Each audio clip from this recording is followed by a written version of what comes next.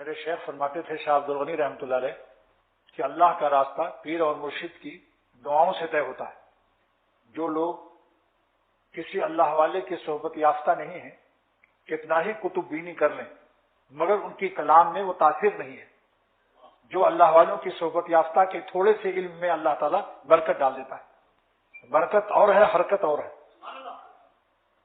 چھوٹے کاف سے کتب بینی کرنے والے بڑے کاف کی کتب بینی والوں کو نہیں پا سکتے. نہ جانے کیا سے کیا ہو جائے میں کچھ کہہ نہیں سکتا. مولانا شاہ محمود احمد صاحب رحمۃ اللہ علیہ کا شعر ہے. کچھ کہہ نہیں سکتا جو دستار فضیلت گم ہو دستار محبت میں.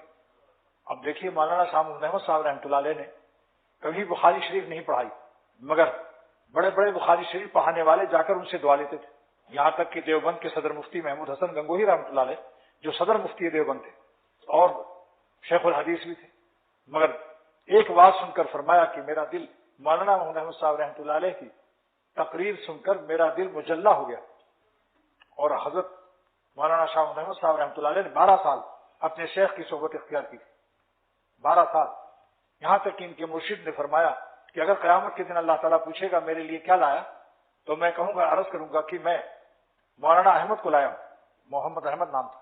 اور مصنف عبد الرزاق کا حاشیہ عربی زبان میں لکھنے والا ہندوستان میں سب سے بڑا محدث مولانا حبیب الرحمان اعظمی جنہوں نے عربی زبان میں حاشیہ لکھا. میں نے آنکھوں سے ان کو دیکھا کہ وہ الہ آباد آئے ہوئے ہیں اور بستر لگائے ہوئے ہیں صرف دعا کے لیے. آنکھوں سے تم نے پی نہیں، آنکھوں کی تم نے پی نہیں. میں کشوں یہ تو میں کشی رندی ہے میں کشی نہیں. آنکھوں سے تم نے پی نہیں اور آنکھوں کی تم نے پی نہیں.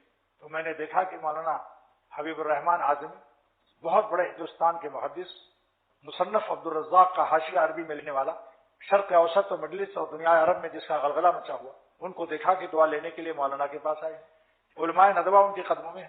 اس لیے حضرت فرماتے تھے عشق جس کا امام ہوتا ہے اس کا اونچا مقام ہوتا ہے. جن لوگوں نے قطب بینی زیادہ کی، صحابہ نے قطب بینی زیادہ کی تھی بڑے خاص سے، جن کی غلامی کے صدقے میں قطب ہوتا ہے. اتنے بڑے سید الانبیاء صلی اللہ علیہ وسلم کی صحبت کے حریث تھے. آج دارالعلوم و مدارس عربیہ بہت بڑی نعمت ہے. ان کا قیام دین کا قلعہ ہے.